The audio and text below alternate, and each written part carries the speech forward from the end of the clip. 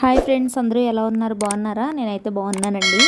ఇది వ్లాగ్ వచ్చేసి గురువారం రోజు నైట్ టైం షూట్ చేశానండి. నైట్ 8:30 అలా అవుతుంది. బట్టలు ఉన్నాయి అనేసి అయితే వాషింగ్ మిషన్లో వేసేసాను. చాలా ఉన్నాయి కదా అనేసి పొద్దున్నే ఆరబెట్టేద్దామని. ఇక్కడైతే బాబు క్యారేజ్ బాక్సులు కూడా తోమేసి పెట్టేశానండి, మార్నింగ్ ఆరుతాయి అనేసి.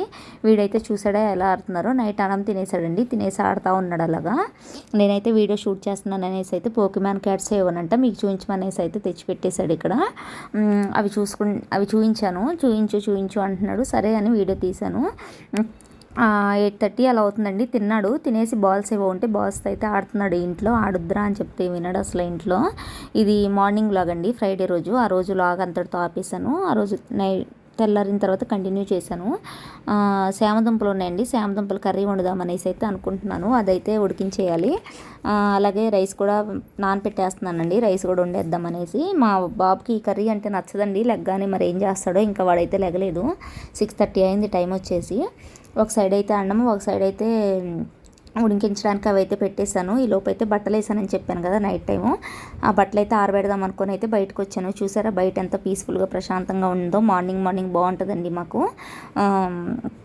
బట్టలు అయితే తీయాలండి. బట్టలు తీసి ఎండబెట్టేద్దామని అయితే బట్టలు అయితే తీస్తున్నాను. స్టవ్ మీద పెట్టాను కదా, అవేలోపు ఇవి ఆరబెట్టేద్దామని అనుకుంటున్నాను. బయట అయితే ఆరబెట్టేశాను. ఇంకా బట్టల పని అయిపోతే పెద్ద పని అయిపోయినట్టు ఉంటుంది కదండి ఎవరికైనా సరే. నెక్స్ట్ అయితే టిఫిన్కి వచ్చేసి ఇడ్లీ పిండి ఉండిందండి కొంచెం, అదేసి దెబ్బ రొట్టెలు అంటారు కదా, అవి అయితే వేద్దాం అనుకుంటున్నాను. అందులో కొంచెం వరిపిండి అది వేసేసి అందులోకి అయితే ఉల్లిపాయ పచ్చిమిర్చి కట్ చేసి పెట్టాను. అవి వేసేసి కొంచెం సాల్ట్, కొంచెం వరిపిండి అది వేసి కలిపేసుకోవాలండి. కలిపేసుకొని వేసుకుంటే బాగుంటుంది టేస్ట్ అది.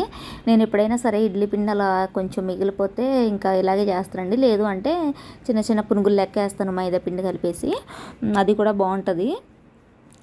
నెక్స్ట్ అయితే టీవీ సాంగ్ వస్తుంది చూసారు. ఈ సాంగ్ ఏంటో మీకు తెలుసా? తెలిస్తే మాత్రం కామెంట్ సెక్షన్లో కామెంట్ చేయండి.